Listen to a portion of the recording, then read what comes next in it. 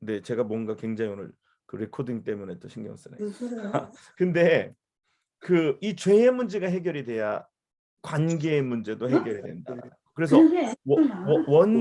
원죄의 문제가 해결이 돼야 되고, 그 다음에 우리가 하나님 앞에 그러나 범죄하는 자기가 것. 소리는 없지 않는 그래서 소리 줄여서 트랜스그레션이라는 이 범죄한 것들이 해결이 되어야 된다라는 거예요. 그리고 또 하나는 무슨 죄냐면은 우리가 삶에 있어서 이렇게 실수하는 것들 있잖아요. 실수하고 알고 지은 죄, 모르고 지은 죄, 이런 또 자잘한 죄들 있잖아요. 그래서 뭐 이런 거짓말 한다라든지, 이렇게 작게 또 이렇게 불순종한다라든지, 하나님한테 그런 하나님의 말씀에 불순종한다는 거. 그래서 영어로는 이거를 iniquity라고 합니다. iniquity라는 건 뭐냐면은요, 이렇게 자잘한 삶의 그 영역에 있어서 하나님을 불순종하고 또 하나님의 뜻대로 살지 않고 하는 것들. 이거는 뭐 우상을 숭배하거나 뭐 사람을 죽이거나 이런 수준의 범죄는 아니지만, 우리의 그 연약함으로 말미암아 우리가 하나님의 말씀을 따르지 아니하고 이러한 것들, 이런 것들이 우리 안에 있으면은요, 항상 이게 우리가 다운이 되고, 또 우리가 무기력해지고, 그리고 또 이것이 하나님과의 관계에 있어서 문제를 발생하기 때문에 이것이 다른 사람과의 관계에 있어서도 문제를 발생시키는 경우가 굉장히 많습니다. 근데 이 죄의 문제가 해결이 되고, 내가 회개함으로 하나님 앞에 나아가서 내가 정결함을 받고 내 안에 자유함이 있고 기쁨이 있게 될 경우에는요, 사람과의 관계도 굉장히 좋아집니다. 제가 오늘 그 운전을 하고 어디 잠깐 갔다 오다가 그 페리카나 통닭이라는 데를 지나가다가 거기 뭐 써 있더라고요. 그래서 해피 아워 뭐 몇 시부터 몇 시까지는 어 뭐 어떻다. 그랬는데 제가 그 사인을 잠깐 보다가 앞에 차가 탁 쓰는 바람에 저도 그냥 딱 섰는데 부닥치지 않은 것 같아요. 뭐 부닥치지 않았다고 생각했어요. 왜냐하면 뭐 느낌이 전혀 없었는데, 그랬는데 그 한 백인 청년이 딱 내리더니 내가 안 부닥친 것 같다라 그러니까 부닥쳤다라고 막 그냥 나한테 막 화를 내는 거예요. 그래갖고 나는 안 부닥친 것 같은데, 그랬더니 나보고 거짓말하지 말라 그래서 막 신경질을 막 내더라고. 그래서 나보고 차를 뒤로 더 빼보래, 자기가 차 망가진 데가 있는 데미지가 있는지 없는지 보겠다고. 그래가지고 뒤로 빼줬어요. 그랬더니 뭐 멀쩡하죠. 뭐 이 그 차가 요즘 차라 딱 충돌 전에 그냥 정말 확 쓰거든요, 부닥치지 않게끔. 그래가지고 이제 근데 그 사람이 이제 그러고서 보니까 무쓱하잖아요. 뭐 부닥친 데도 없고 한 데도 없고, 자기는 뭐 부닥친 줄 알았는지 어쨌는지 그냥 한번 뭐 한번 뒤집 잡아보려고 내렸는데, 근데 그 사람이 굉장히, 나는 그 무슨 생각이 들냐면 뭔가 굉장히 화가 나 있어요. 이게 무슨 뭐 내가 자기한테 뭐 공격을 한 것도 아니고, 뭐 이렇게 뭐 서운하게 한 것도 아니고, 아니면 내가 그렇게 도망간 것도 아니고, 그랬는데 뭐 굉장히 그 말투가 막 화가 나 있고, 왜 나는 그거 보면서 왜 이렇게 화가 나 있을까, 그냥 속으로. 뭐 진짜 차가 확 부닥쳐가지고 뭐가 문제가 생긴 것도 아닌데, 이 말하는데 그 애티튜드가 그냥 막 화가 나 있어. 그래서 내가 저 사람 뭐 때문에 저렇게 화가 나 있을까? 그래서 제가 이제 생각을 했어요. 오늘날 이 세상에 살고 있는 사람들은, 이 사람들은 때로는 팬데믹이라고 얘기해요. 때로는 또 다른 거라고 얘기해요. 근데 경제라고 얘기해요. 그러나 경제 문제도 아니고 뭐 다른 문제도 아니고, 오늘 예수 그리스도가 내 안에 계시지 않고, 오늘 이 내 안에 죄의 문제가 해결되지 아니하면, 오늘 어떤 사람은 그렇게 막 화가 난 사람 같고, 어떤 사람은 뭐 불만족인 사람 같고, 오늘 이러한 것들이 사람들 속에 있게 된다라는 것입니다. 그래서 저렇게 낯선 사람한테도 저렇게 막 화낼 정도면 친한 사람한테는 뭐 어떻게 할까 모르겠어요. 어떤 사람들은 낯선 사람한테 화내고 가까운 사람한테는 잘하는지 모르겠는데, 좀 그런 걸 보면서 오늘 또 다시 한번 우리가 예수 그리스도를 모시고 사는 우리들로서 이 죄의 문제가 해결이 되고, 이 죄의 문제가 해결이 되므로 우리가 다른 사람과의 관계에 있어서도 오늘 우리가 평화를 얻을 수 있다라는 것입니다. 그래서 예수라는 이름이 우리를 죄에서 구원하여 주신다라는 거, 우리를 구원하실 자이다라는 것입니다. 그러면 우리가 예수님을 부를 때 항상 뭐를 생각해야 돼요? 죄에서 우리를 구원하신다. 근데 예수님은 이 죄에서 우리를 구원하실 때 과거의 죄, 현재의 죄, 미래의 죄, 우리의 모든 죄, 우리가 알고 지은 죄, 모르고 지은 죄, 우리의 원죄부터 우리의 범죄함부터 우리의 모든 것을 어서 오세요. 네, 우리의 모든 것을 용서해 주시는 주님이시다라는 것입니다. 결국은 이 죄의 문제가 해결이 돼야지만 우리가 산다라는 거예요. 믿습니까? 오늘 이 죄의 문제가 해결돼야 돼요. 그래서 오늘 이 세상에 많은 사람들이 이 죄의 문제를 가지고 살아요. 그렇기 때문에 이 죄의 문제가 안에 이렇게 있기 때문에 이 죄의 문제 때문에 오는 많은 부작용들이 있어요. 마음의 평강이 없고 기쁨이 없고 항상 무기력하고 또 눌려 있고, 이 죄가 사람을 누르잖아요. 이 죄가 그냥 절대로 사람을 그냥 두지 않습니다. 죄는 계속해서 사람을 누르고요, 사람을 고통스럽게 만드는 이 죄의 습성이라는 것이 있어요. 그리고 죄는 항상 일로 멈춰 있는 경우가 없습니다. 죄는 계속해서 자라납니다. 그래서 죄는 장성한다 그랬어요. 그렇죠? 욕심이 잉태하여 죄를 낳고 죄가 장성한즉 사망에 이른다 그랬어요. 그러니까 죄는 가만히 있는 게 아니에요. 그래서 여러분도 죄가 우리 안에 들어왔을 때 이 죄의 문제를 해결해야 돼요. 이 죄의 문제를 그래서 한 번만 해결하는 게 아니에요. 그래서 예수 믿을 때 해결한 한 것으로 끝나는 것이 아니라 우리가 매일매일 십자가 앞에, 예수 그리스도의 십자가 앞에 나아가서 그 보혈의 샘물에 나아가서 우리의 양심을 깨끗하게 계속해서 씻어나가는 것입니다. 그래서 오늘도 우리 양심을 씻고 우리 더러워진 것을 씻고 우리의 세마포를 씻듯이, 그래서 예수 그리스도의 그 피로 우리의 죄를 씻는 것입니다. 그것이 바로 오늘도 십자가에서 흘리는 예수 그리스도의 보혈의 능력이라는 거예요. 그래서 오늘도 주님은 십자가에서 우리를 위하여 그 보혈의 피를 흘려주시고 계시며, 우리가 오늘도 그 십자가 보혈의 샘물에 나아가서 우리를 정결케 하는 거예요. 그래서 가정도 그래요. 십자가는 무엇입니까? 예수 그리스도의 그 구속은 십자가에서의 용서하심이라는 거예요. 그래서 부부 안에서도 결국은 뭘까요? 결국은 이 용서라는 거예요. 근데 이 용서가 사람의 용서로는 한계가 있어요. 사람은 몇 번까지 용서합니까? 3번이에요. 사람은 딱 3번. 좀 더 길게 가면 좀 긴데, 사람들은 또 보통 사람은요, 한 번 잘못하고 용서해주고 두 번째 하면 너 첫 번째도 잘못했었잖아. 그래서 나중에 가중 처벌이 된단 말이에요. 그리고 또 3번 잘못하면 그때는 진짜 큰일 납니다. 근데 옛날에 어떤 유명하신 분 부부 관계를 이렇게 결혼 생활의 비밀을 물어봤어요. 저는 그게 지금 명확하게 기억이 안 나는데, 그게 아마 빌리 그레이엄 목사님 가정이었던 것 같아요. 그래서 물었습니다. 이 가정 생활의 비결이 뭘까요? 행복한 이 부부 관계의 비결은 뭐냐고 물어보니까 빌리 그레이엄 목사님이 그렇게 얘기하셨어요. 우리 가정에서는 용서가 굉장히 중요한 것 같은데, 나는 결혼 생활에 있어서 용서가 30% 정도 차지하는 것 같다. 그렇게 이야기를 했습니다. 그래서 이제 빌리 그레이엄 목사님 사모님한테 물어봤어요. 그러면 사모님은 행복한 결혼 생활의 비결이 뭐라고 생각하십니까? 그랬더니 사모님은 나는 용서가 70%를 가정생활의 여러 가지 요소 중에서 차지한다라고 그렇게 생각했어요. 그 말은 뭘까? 굉장히 현명하죠.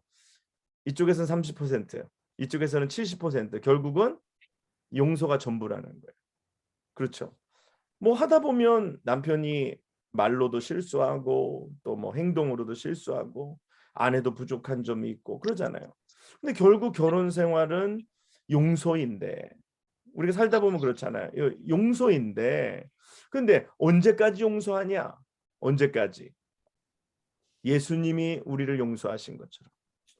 예수님이 우리가 결혼할 때 예수님과 교회와의 관계를 이야기하잖아요. 그래서 신랑은 예수님처럼 그리고 신부는 교회처럼. 그래서 이 용서는 주님이 죽기까지 용서하신 것처럼 결혼 생활에 있어서도 그 가장 중요한 것이 용서인데 그 용서는 바로 예수 그리스도의 십자가의 용서이다라는 것입니다. 그래서 가정 생활이 문제가 있고 때로는 부닥치는 점이 있고 때로는 서로 서운할 때도 있지만 그러나 예수 그리스도의 그 십자가의 용서가 우리 안에 살아있는 한 가장 가까운 우리의 배우자도 자녀도 또 다른 누군가도 용서할 수 있다라는 것입니다. 자, 그래서 예수님도 그래서 중풍병자가 왔을 때 병을 고쳐주시기보다 먼저 내 죄사함을 받았느니라. 왜 그렇게 말씀하셨느냐? 예수님의 이름에 나타난 것처럼 죄에서 백성을 구원하시는 것이 예수님의 핵심적인 사명이기 때문에 그렇습니다. 자, 이제 그만큼 하고 두 번째로 넘어가서 예수님을 우리가 아까 뭐라고 부른다 그랬죠? 예수 말고 그다음 그리스도라고 부른다 그랬어요. 자, 그리스도라는 말은 무슨 뜻입니까? 우리가 기독교인이라면 이제 예수라는 말의 뜻은 알았죠. 예수라는 말의 뜻은 마태복음 1장 21절의 말씀처럼 우리를 죄에서 구원하여 주시는 자이다. 우리를 구원하실 자이다라는 하나님은 우리의 구원이시다라는 것입니다. 그러면 그리스도라는 말은 무슨 뜻일까요? 혹시 여러분들 그리스도라는 말의 뜻을 알고 계십니까? 구세주. 구세주. 또 그 우리가 예수라는 이름도 이렇게 이렇게 크게 알아요. 그리스도라는 것도 이렇게 어떤 윤곽 속에서 알아요. 근데 정확히 알아야 됩니다. 뭐냐면 그리스도라는 것, 이 크라이스트라는 것, 그리스도라는 말은 메시아라는 말입니다. 그래서 메시아라는 말이고 메시아라는 말은 히브리어고 그리스도는 메시아의 헬라어 그 단어입니다. 그러니까 그리스도는 메시아예요. 메시아는 그리스도고. 그래서 메시아와 그리스도는 같은 것입니다. 그래서 메시아라는 히브리어에 있는 그 단어가 헬라, 그러니까 그리스어죠. 이 그리스어의 그리스도로 이렇게 번역이 된 것입니다. 그래서 예수 그리스도라는 것. 그래서 뭐 그렇게 우리 여러분들은 생각 안 하지만 예수는 이름이고 그리스도는 성이라 그렇게 생각하는 사람들도 있는데 그리스도는 성은 아니고 예수님의 이름은 아닙니다. 그것은 예수님의 기능적인 그러한 호칭이라는 거예요. 그게 바로 메시아라는 거예요. 메시아. 자, 우리 요한복음 1장 41절 한번 읽어보겠습니다. 요한복음 1장 41절. 성경 찾으시고 요한복음 1장 41절 찾으신 분 빨리 읽어주세요. 그가 먼저 자기의 형제 시몬을 찾아 말하되 우리가 메시아를 만났다 하고 메시아는 번역하면 그리스도라. 네, 성경이 분명히 말씀하고 있죠. 메시아는 번역하면 그리스도라. 근데 그 안드레가 형제 시몬을 찾아 뭐라고 얘기했냐면 우리가 누구를 만났다 그래요? 메시아를 만났다. 예수님은 메시아입니다. 그럼 메시아라는 뜻은 무엇일까? 메시아라는 말의 뜻은 무엇이냐면요, 기름 부은 자다라는 말이에요. 기름 부은 자다. 기름 부음을 입은 자다. 자, 메시아는 무슨 뜻이라고요? 예, 기름 부음을 받은 자다. 그러면 구약에 있어서 이제 아까 뭐 구세주, 우리를 구원하실 분, 뭐 다 같은 그런 뜻을 가지고 있습니다. 이 메시아라는 뜻은 기름 부은 받은 자인데 구약에 있어서 구약 성경에 우리가 보면 우리 지난번에 구약에서 나타난 예수님의 형상 모델에 대해서 이야기했는데 그 구약에 있어서 이제 예수님의 형상이 나왔는데 구약에 기름을 붓는 세 종류의 사람이 있습니다. 기름 부음을 받는 사람. 자, 첫 번째 어떤 사람에게 기름을 부을까요? 왕. 왕에게 기름을 붓습니다. 그래서 사무엘이 그 뿔에 기름을 채워 가지고 가서 뭐 사울도 기름 부었고 다윗에게 기름 붓잖아요. 그렇죠? 그래서 하나님께서 사무엘에게 말씀하십니다. 너가 언제까지 그를 위하여 슬퍼하겠느냐? 뿔에 기름을 채워 가지고 가서 기름 부으라 그랬습니다. 하나님께서 왕에게 기름 부으라 그랬어요. 그리고 또 누구에게 기름을 부을까요? 제사장. 그렇죠. 제사장에게 기름을 붓습니다.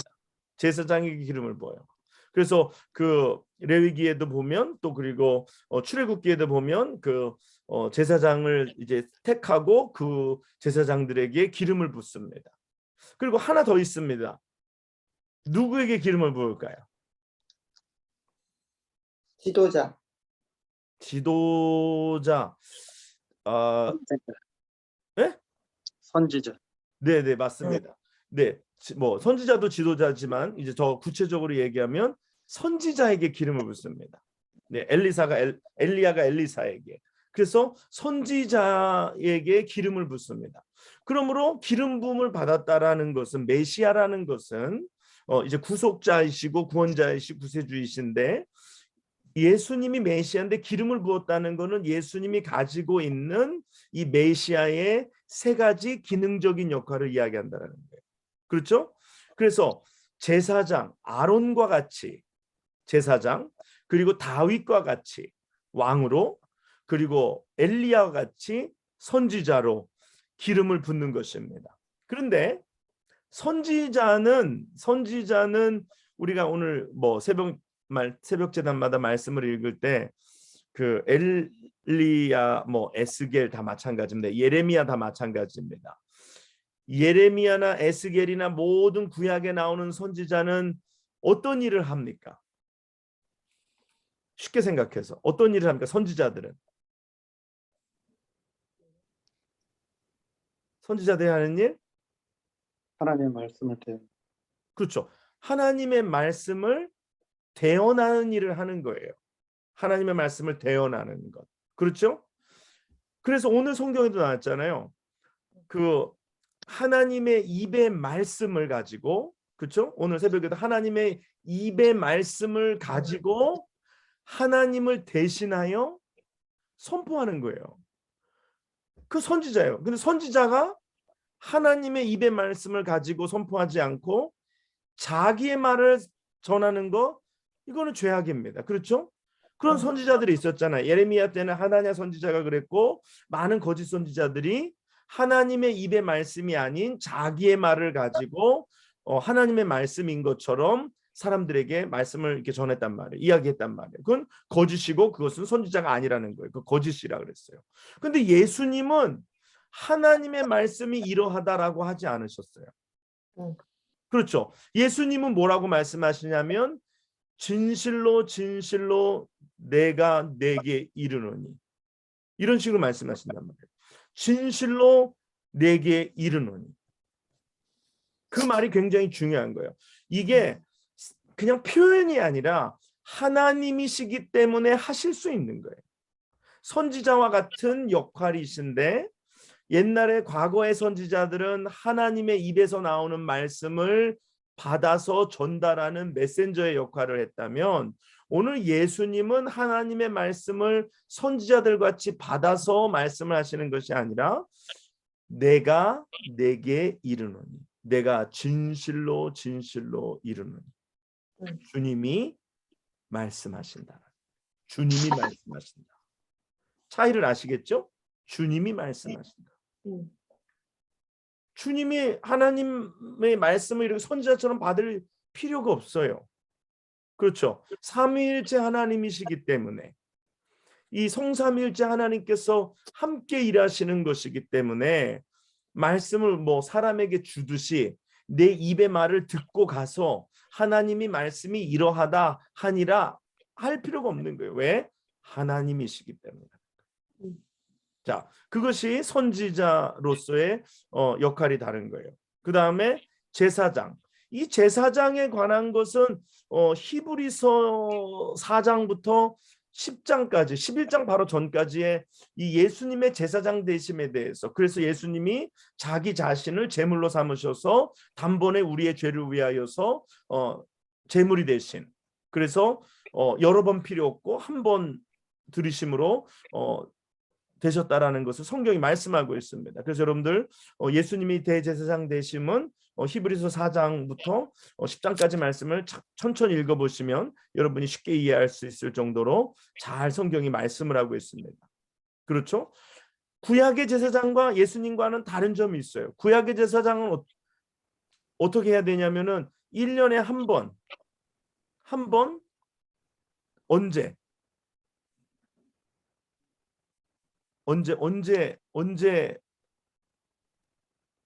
백성들의 죄를 위하여서 지성소에 들어가죠? 언제?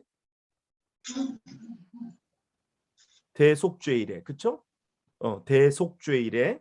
그래서 뭐 영어로는 욤키폰갈, 이스라엘 사람들 지키는 절기, 뭐 영어로는 The Day of Great Atonement라 그러는데 그날에 들어가서 하는 거예요. 근데 제사장은 자기가 혹시라도 범한 범죄가 있을까 대비해서 자기의 죄를 위해서 소를 들여서 자기의 죄를 씻고 들어갑니다.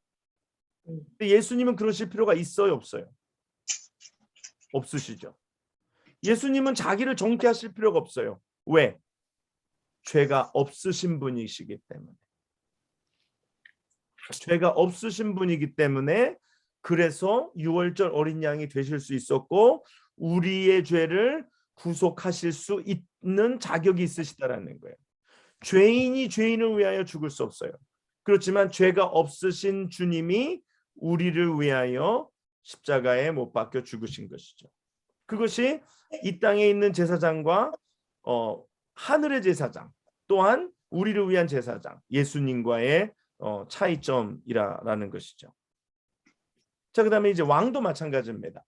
왕에 있어서도 이제 다윗이 죽고 났지만 이제 하나님께서 다윗에게 말씀하시기를 내 위가 영원토록 있으리라 말씀하셨는데, 그래서 다윗의 위가 영원토록 있다는 것은 바로 예수님을 말씀하신 거예요. 예수님이 왕 되심을 말씀하신 거예요. 그래서 예수님을 우리의 왕으로 모시고 사는 것, 왕의 왕이 되시고 우리의 임금으로 우리가 모시고 사는 것. 그래서 우리의 삶이 우리가 천국을 경험하잖아요. 천국을 경험한다라는 말, 그렇죠? 주님께서 그러셨어요. 회개하라, 천국이 가까웠느니라. 천국이 가까웠느니라. 그래서 지금 천국이 지금 우리 가운데 임한 것을 믿습니다. 그렇지만 이게 영어로 already, 지금 이미 임했지만 not yet. 그러니까 아직 다 완전히 이루어진 것은 아니지만 이미 임한 하나님의 나라. 하나님의 나라가 임하였다라는 것의 가장 큰 증거는 무엇이냐면 예수님께서 우리의 왕이 되신다라는 것. 내가 예수를 내 삶의 왕으로, 우리의 왕으로 모신다라는 것. 그것은 내가 하나님의 그 나라에 들어갔다라는 것을 이야기하는 줄 믿습니다. 그래서 내가 하나님의 나라에 들어가면 하나님의 통치와 하나님의 다스리심과 하나님의 그 능력 속에, 권세 속에 오늘 우리가 들어간다라는 것이죠. 믿습니까? 네. 그렇기 때문에 오늘 우리가 하나님의 나라에 들어간다는 것. 그래서 우리의 삶에 주님은 모든 영역에 하나님은 임금이 되시기를 원하시는 줄 믿습니다. 아멘. 근데 사람들이 근데요 부분적으로만 인정한다는 거예요. 부분적으로. 하나님 여기는 내가 인정하고 여긴 내가 인정하지 않고. 근데 하나님은 그걸 원하시지 않아요. 예수님은 우리 삶의 모든 영역에 하나도 빠짐없이 모든 영역에 하나님, 우리 예수님은 우리의 왕으로 오셔서 오늘 우리 가운데 그의 나라와 그의 통치와 그의 다스리심과 그의 섭리가 우리 가운데 있다라는 거예요. 그래서 예수님이 병을 고쳐주셨는데 그것은 무엇을 보여주시는 거냐면 천국이 이 땅에 임했음을 보여주시는 거예요. 하나님의 나라에는 질병도 고통도 사망도 세상에 마귀가 다스리는 나라가 아니라 이 질병이 이기는 나라가 아니라 하나님이 다스리시는 나라.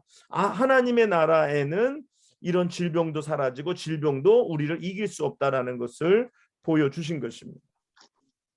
제가 전에도 한번 그런 간증했었는데 무슨 간증이냐면은 우리 원로 목사님께서 수술하셔서 담낭 제거 수술을 이제 이 로보틱 암으로 해가지고 구멍 4개인가 뚫어가지고 수술을 했는데 잘 됐어요, 수술이. 근데 얼마 후에 다시 연락드려 보니까 한 2, 3주 됐는데 갑자기 다시 배가 막 불어오기 시작하면서 막 고통이 심해지셔가지고 병원에 다시 응급실에 가보니까 이게 수술한 데가 잘못돼가지고 배에 고름이 차고 그래가지고 이게 배를 빨리 다시 구멍 뚫은 거가 안 되고 이 복개 수술을 다시 해서 거기에 감염된 것들을 다시 깨끗이 청소하고 다시 해야 된다라는 거예요. 한번 수술 받고도 힘들었는데 그래서 또 배를 열고 그걸 막 이제 장기를 다 청소를 하고 여기에 막 염증이 생기고 막 그렇기 때문에 굉장한 큰일을 날 뻔했어요. 그래서 이제 다시 이제 청소를 하고 꼬매고 옆구리에다가는 그렇게 개복 수술을 하면 고름 주머니라는 것을 이렇게 만든대요. 그래서 거기서 이제 배에서 수술했을 때 이제 이물질들이 디스차지들이 그쪽 이제 이런 주머니 같은 데로 나오는데 그래서 더 이상 그 주머니로 뭐 이물질이 나오지 않으면 그걸 떼고 이제 수술이 잘 됐습니다. 이렇게 하는데 그래서 제가 신방을 이제 메릴랜드로 갔는데 고름이 계속 나오신다라는 거예요. 이게 멈출 때가 됐는데 멈추지 않는다라는 거예요. 그래서 갔는데 그러는 거예요. 내일까지도 고름이 계속 나오면 큰 병원으로 가서 이걸 다시 열어야 된다는 거예요. 아니 사람의 배가 뭐 이게 무슨 뭐 이게 뭐 그렇게 막 열었다 닫았다 할 수 있는 게 아니잖아요. 한 번 여는 것도 큰일인데 방금 한두 주 전에 수술해서 열었는데 또 그전에는 구멍 뚫어서 또 수술했는데 세 번째는 갔는데 목사님이 살이 그냥 완전히 지난번에 목사님 오셨을 때 보셨죠? 등치가 원래 풍채가 그렇게 있으신데 완전히 그냥 뺏싹 마르셨어요. 근데 수술 한 번 더 하셨다가는 뭐 못 견디실 것 같다라는 생각이 들더라고요. 그래서 이제 기도를 하는 거예요. 이제 저도 간절하고 뭐 목사님도 간절하고 그래서 목사님이 저의 손을 이제 붙잡고 이제 같이 기도하는데 나는 그렇게 손을 세게 잡는 기도하면서 손을 그렇게 세게 잡는 경우 느껴보지 못했어요. 얼마나 진짜 세게 잡으시는지 이 세게 잡는다는 게 무슨 의미입니까? 굉장히 간절하시다라는 거죠. 그래서 저도 그냥 목사님 손을 잡고서 기도하는데 어떤 기도가 나오냐면은 하나님의 나라에 대한 기도가 나옵니다.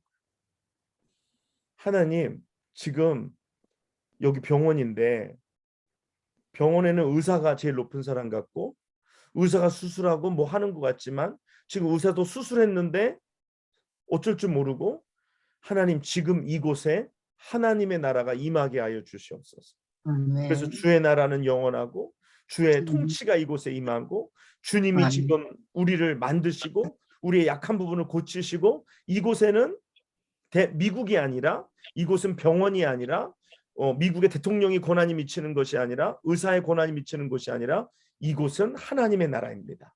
하나님의 권한이 통치와 나라가 하나님의 역사심이 지금 이곳에 임하게 하여 주시옵소서.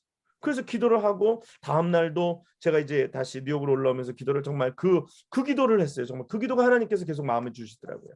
그래서 목사님에게도 그 기도를 하고 그러면서 이렇게 올라오고 이제 목사님은 이제 검사를 받기 위해서 아래층에 내려가시는데 그때까지만 해도 계속 구름이 나왔었어요. 근데 한참 올라가고 뉴저지 이제 그 지루한 구간을 딱 들어왔는데 그 델라웨어 그 브릿지 넘어서 들어와서 한참 이제 졸며 이제 몸이 밖에 있는지 안에 있는지 모르고 그렇게 올라오는데 사모님이 전화가 오셨어요. 그리고 나는 긴장해가지고 전화를 받았어요.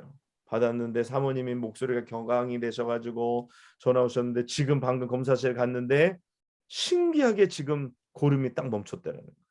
아, 그래가지고 할렐루야. 이제 이거를 빼도 된다고 해가지고 그걸 빼고 이제 하루 이틀 후에 이제 태어나라라는 이제 이렇게 떨어졌다는 거예요. 그래서 제가 그걸 보면서 얼마나 하나님 앞에 감사했는지요. 정말 하나님의 나라가 우리 가운데서 이루어진다라는 것.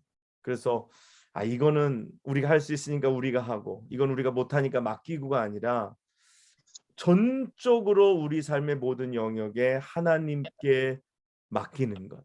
하나님의 통치가 모든 것에서 이루어지는 것. 가정도, 부부의 관계도, 자녀의 관계도, 우리 자녀도. 그 자녀도 그렇잖아요. 이거 내 자식인데 내가 낳았으니까 내가 어떻게 야단치면 되겠지. 내가 잔소리하면 되겠지. 절대로 되지 않아요. 절대로 자녀가 내 마음대로 되지 않습니다. 자녀는 누구의 자녀냐면 하나님의 자녀입니다. 왕의 자녀입니다. 그러니까 하나님께 맡기는 거예요. 하나님, 이 아이를 하나님 맡아주시옵소서. 그러면 틀림없으신 하나님이 우리의 자녀를 회복하시고 그들을 새롭게 해주실 것을 믿습니다. 아멘. 반드시 그날이 와요. 반드시 하나님은 회복하시는 하나님. 아멘. 하나님은 우리의 자녀의 삶을 하나님은 돌이키시고 새롭게 하시는 은혜를 우리에게 주실 줄 믿습니다. 아멘. 모든 영역에 우리가 예수 그리스도를 왕으로, 제사장으로, 선지자로, 그래서 선지자는 하나님의 말씀을, 예수님의 말씀으로 우리가 살아나는 것, 그것으로 우리가, 그것이 바로 메시아의 역할이다라는 것이 메시아의 역할. 그렇죠? 그러니까 제사장은 다시 곧 우리의 죄의 문제를 얘기하지 않을 수 없어요. 그렇죠? 제사장으로 오셨다는 건 우리의 죄를 해결하시기 위해서 오신 거예요. 그래서 이게 예수에서도 우리의 죄의 문제가 나오고 메시아에서도 우리의 죄의 문제가 나오는 거예요. 그만큼 우리의 죄의 문제는 이렇게 중요하다라는 것입니다.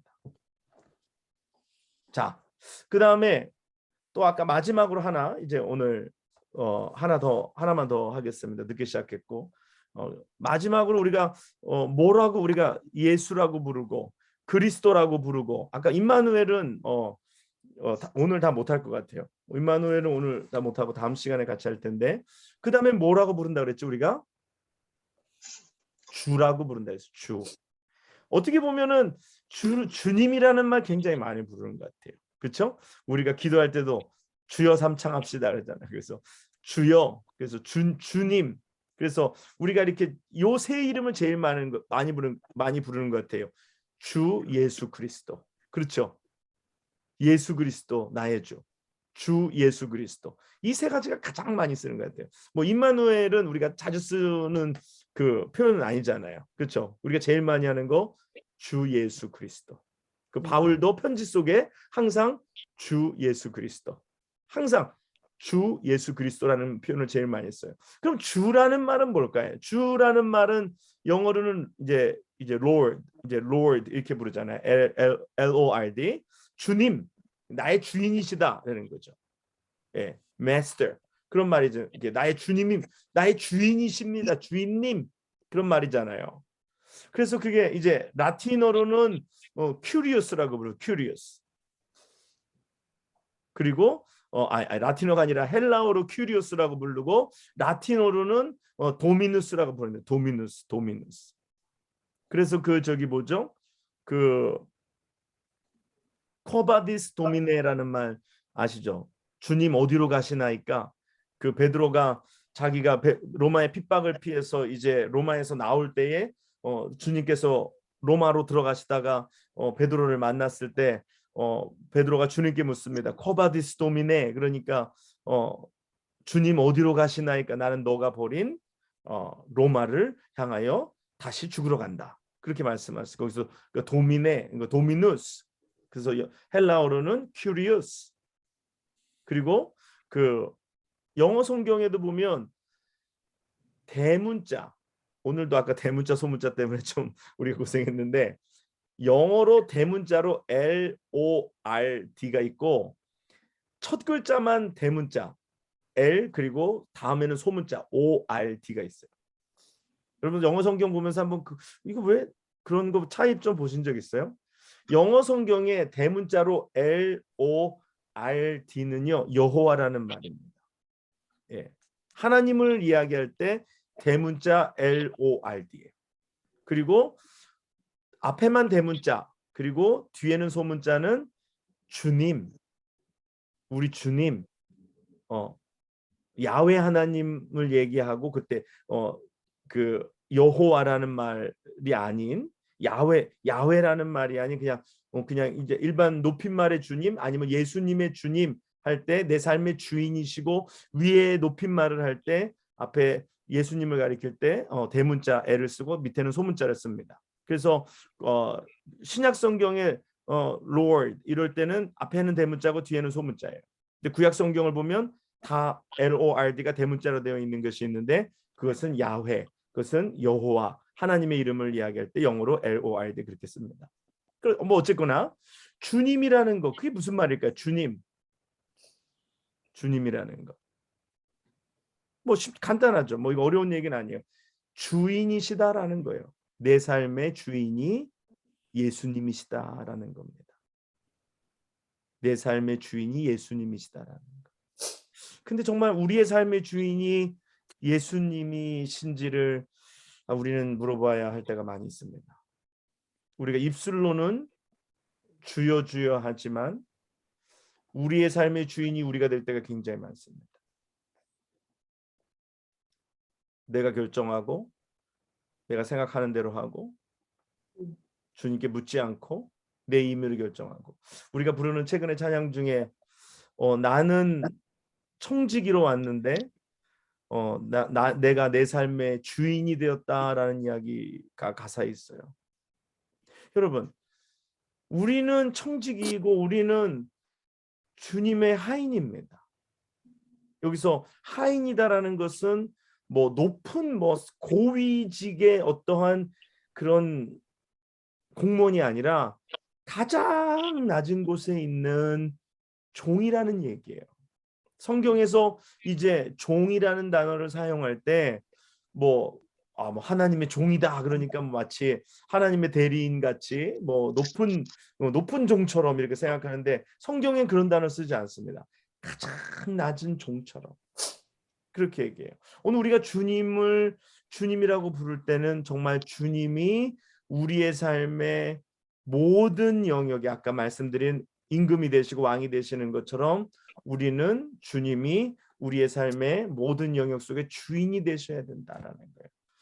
내 삶의 주인도 주님이시고, 교회의 주인도 주님이시고, 우리의 가게의 주인도 주님이시고, 뭐 내가 하는 모든 것들의 주인이 주님이시다라는 것입니다. 아멘. 그러면 우리 어떻게 해야 될까요? 주인의 뜻을 알아야죠. 그렇죠. 주인의 뜻을 물어야죠. 그런데 어떤 데는요, 사람들이 이럴 때가 있어요. 내가 기도해 봤는데요, 그런 이야기 할 때가 어쩔 때는 굉장히 걱정스러울 때가 있어요. 어떤 목사님 교회에 어떤 한 집사님이 계신데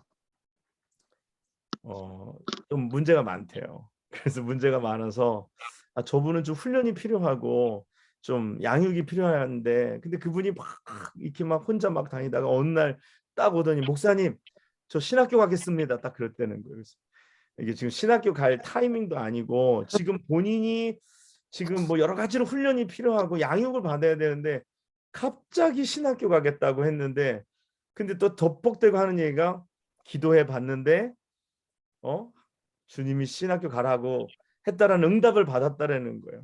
근데 목사님이 그런 얘기 할 때 기도해 봤는데라는 얘기 좀 안 했으면 좋겠다고. 내가 기도해 봤는데 만약에 아니라 그러면 어떻게 할 거냐고. 그러면은 내 기도가 맞나 네 기도가 맞나 뭐 어떻게 한번 따져보자는 거냐고. 그러니까 정말 기도할 때 정말 주님께 다 내어 맡기고 주님의 음성을 들을 수 있는 그런 무언가가 있어야. 특별히 또 목사님에게 와서, 목사님 내가 기도해 봤는데요, 교회 안 나가는 게 좋겠대요. 그래가지고 이렇게 와서 얘기하는 거, 그럴 때는 굉장히 난감합니다. 그러면은 내가 기도해 봤는데 우리 주님은 그렇게 얘기 안 하시던데요. 내가 믿는 주님과 또 누가 믿는 주님이 또 다른 거. 그러니까 이게 참, 그래서 우리가 정말 우리의 삶의 주님으로서 우리가 정말 모든 것을 내어 맡기고 우리가 헌신하고 우리가 주님을 내 뜻에 맞게끔 막 움직이는 것이 아니라 우리가 주님 뜻 앞에 순종하고 엎드려 나가야 한다라는 것입니다.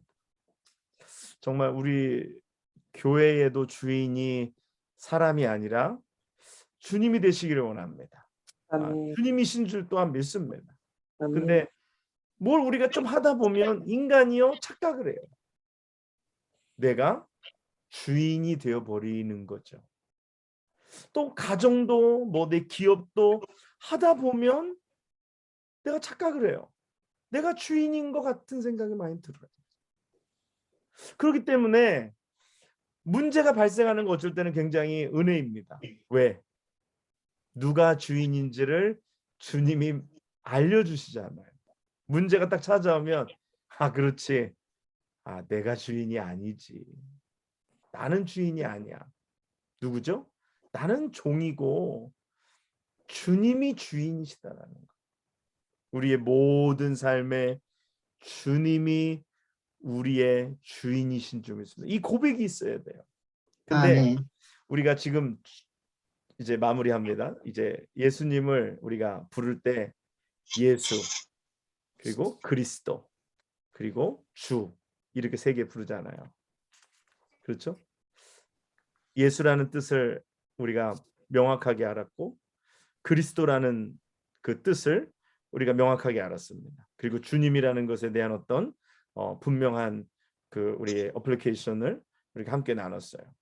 자, 그렇다면 주님께서 제자들에게 묻습니다. 가이사랴 빌립보에서 주님께서 제자들에게 묻습니다. 사람들이 나를 무엇라고 하느냐? 나를 누구라고 하느냐? 그러니까 사람들이 그러죠. 제자들이 그러죠. 더러는 엘리야라 그러기도 하고 더러는 선지자라 그러기도 하고 더러는 선생님이라 그러기도 하고. 근데 주님이 묻어요. 다시 물어요. 뭐라고 물으시죠? 뭐라고 물으셨어요? 그러면 너희는 나를 누구라고 하느냐? 오늘 주 예수 그리스도, 이게 성경에 나온 주님의 이름도 되시고 또 기능적인 이름도 가지고 계시고 우리와의 관계 속의 이름도 분명히 존재합니다. 그렇죠? 근데 중요한 게 뭐가 중요하냐? 너희는 나를 누구라고 하느냐? 여러분은 예수를 누구라고 부르십니까? 뭐라고 부르십니까? 이게 중요한 거죠. 오늘 주님이 이 땅에 오시는데 성탄의 주님이 이 땅에 오시고 재림의 주님이 오시는데 그러면 너희는 나를 누구라고 부르느냐? 우리는 뭐라고 주님을 부를까요? 우리는 그 2000년 전에 이 땅에 오신 그분, 마리아의 동정녀 마리아의 몸에서 나신 그분, 또 나사렛에서 자라신 그분을 우리는 뭐라고 부를까요? 베드로가 뭐라고 대답합니까? 주는 그리스도시요 살아계신 하나님의 아들이시니이다. 근데 주님이 말씀하십니다. 바요나 시몬아 내가 복이 있도다. 이를 알게 하니는 육으로가 아니라 혈육으로 된 것이 아니라 하나님 아버지께로부터 된 것이다. 영으로 된 것이다. 오늘 우리가 주님을 알 수 있는 것, 고백할 수 있는 것, 사람의 지혜로 이성으로 어떤 배움으로 되는 것이 아니라 결국 예수님이 나의 주님이 되시는 것, 예수님이 나의 메시아 그리스도가 되시는 것, 예수님이 그 이름에 갖고 있는 나를 죄에서 구원할 자가 되신다라는 것, 이것은 내가 결국은 주님을 만나야 한다라는 그 관계 속에서 이름이 고백이 나오는 줄 믿습니다. 아멘. 오늘 사랑하는 여러분, 우리가 이제 다음 주 한 주 더 남았는데요. 오늘 우리가 주님을 나의 주님으로, 나의 예수로, 나의 그리스도로 우리가 만나기를 다 같이 원합니다. 이미 한번 만나셨다면 다시 그 주님을 만나기를 원합니다. 그래서 네. 우리의 삶에 주님이 이 성탄에 오셔서 우리를 만지시고 우리를 죄에서 구원하여 주시고 우리 죄의 문제를 해결해 주시고 우리의 왕이 되시고 우리의 참 선지자가 되시고 우리의 참 대제사장이 되시는 나의 주님. 오늘도 그 주님이 계시록 4장에 말씀하시는 것처럼 내가 문 밖에서 두드리노니, 오늘 그 주님이 오늘 우리를 향하여 계속해서 문을 두드리고 계십니다. 우리 안에 들어오시기를 원합니다. 오늘 우리가 그 주님을 영접하고 나와의 관계로 성경에 기록된 그 이름이 책을 넘어서 나와의 관계로, 너희는 나를 누구라 하느냐 하고 물으실 때 도마는 뭐라고 얘기합니까? 내 손을 넣어 내 못자국 난 손에 대보고 내 창자국 난 옆구리에 손을 넣어보라 말씀하실 때 도마가 뭐라고 고백하죠? 나의 주 나의 하나님. 그렇게 도마가 엎드러지죠. 오늘 도마처럼 옆구리에 손을 넣어보고 창자국 난 손가락 옆구리와 못자국 난 손을 우리가 만져보고 경험이잖아요. 하나님을 경험하는 거예요. 주님을 경험하는 거잖아요. 그렇게 만나서 우리가 우리의 삶의 변화가 일어나고 정말 우리도 도마처럼 또 우리 베드로처럼 정말 주님과의 그 고백 속에서 주님을 알고 우리가 새롭게 변화되고 또 다시 뜨겁게 예수의 이름으로 그 이름이 주신 권세로 우리가 살아가는 여러분과 제가 되시기를 주님의 이름으로 간절히 축원합니다. 아멘. 네, 우리 이 시간에 잠깐 기도하겠습니다. 고맙고 감사하신 아버지 하나님, 하나님 아버지 은혜와 사랑을 이 시간에 감사를 드립니다. 하나님, 영 죽을 수밖에 없었던 저희들을 하나님께서 구원하여 주시고 정말 예수라는 그 이름이 갖고 있는 것처럼 너희를 죄에서 구원하여 주실 것이라는 그 말씀처럼 우리를 죄에서 구원하여 주심을 감사를 드립니다.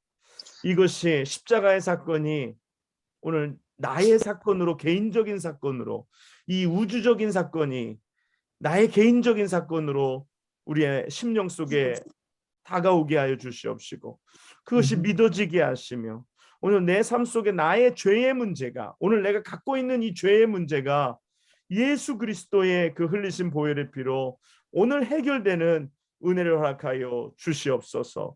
하나님, 우리가 죄인임을 고백하게 하시고 오늘 그 십자가 앞에 우리의 죄를 자백하고 고백하고 오늘 그 십자가에 흘리신 보혈의 피로 깨끗이 씻음 받는 저희들 되게 도와 주시옵소서. 오늘도 그 죄사함의 권세가, 그 죄사함의 능력이 오늘도 십자가에서 흐르는 보혈이 오늘도 흐르고 있음을 믿습니다. 그 사하심의 능력이 오늘도 유효함을 믿습니다. 오늘 우리를 모든 험악한 죄에서, 우리의 원죄와 우리의 범죄함 속에서, 우리의 모든 크고 작은 죄악 속에서 우리를 용서하여 주시옵시고 깨끗게 하여 주시옵소서. 그러므로 우리 가운데 참평과 참기쁨 누리는 저희들 되게 하여 주시옵소서. 하나님과의 관계가 회복되게 하시고 오늘 그리스도 메시아 우리의 왕이 되시고 우리의 대제사장이 되시고 우리의 선지자가 되시는, 우리를 말씀으로 먹이시고 우리를 다스리시고 우리를 위하여 십자가에 단번에 죽으신 이 십자가의 핵심 사역으로 인하여 오늘도 우리가 여기 서 있습니다. 하나님, 오늘도 그 주님을 나의 주님으로 맞이하게 하시고 오늘 그 주님이 우리의 자녀의 주님이 되시고 우리 가정의 주인이 되시고 우리의 기업의 주인이 되시고 우리 교회의 주인이 되시고 우리의 삶의 주인이 되어 주시옵소서. 오늘 우리를 다스려 주시고 우리를 오늘 세우시기를 간절히 원하며 예수님의 이름으로 기도드리옵나이다. 자, 여러분 오늘 갑자기 주소가 바뀌느라고 지체도 됐었고 또 이렇게 약간 혼선이 있었는데 이제 다음 주부터는 요 주소로 하되 제가 여기 대문자가 좀 혼돈이 있을까봐 제가 한번 비밀번호를 한번 바꿔볼게요. 그래서 좀 쉬운 걸로 그래서 여러분들이 뭐 둘둘둘둘 해가지고 쉽게 들어올 수 있도록 한번 바꿔보도록 하겠습니다. 그래서 다음 시간에 그 아이디는 전에 아이디는 이제 쓰지 않습니다. 그 아이디는 쓸 수 없어요. 그러니까 이 아이디는 제가 지금 드린 아이디를 계속 쓰고 비밀번호는 쉬운 걸로 제가 바꾸도록 하고, 이제 앞으로 뭐 줌으로 쓸 일들이 뭐 더러 이제 계속 있기 때문에 그렇게 하도록 하겠습니다. 아무튼 여러분들 또 이렇게 약간 혼돈된 상황 속에서도 이렇게 포기하지 않고 끝까지 잘 들어와 주셔서 여러분들 감사하고, 또 오늘 여러분들 아직 퇴근 안 하신 분은 빨리 집에 가시고 네, 오늘 잘 주무시고 또 한 주 남은 또 3일 동안 건강하시고, 또 이번 금요일하고 이제 토요일은 김장 있는 날이죠. 근데 그 김장 준비하는데 또 여러분들 또 오실 수 있는 분들 오셔서 또 힘을 다 같이 또 합쳐 주시면 좋겠습니다. 자, 여러분들 감사합니다. 편히 주무세요. 네, 안녕히 주무세요. 네, 네, 건강 들어가세요. 네.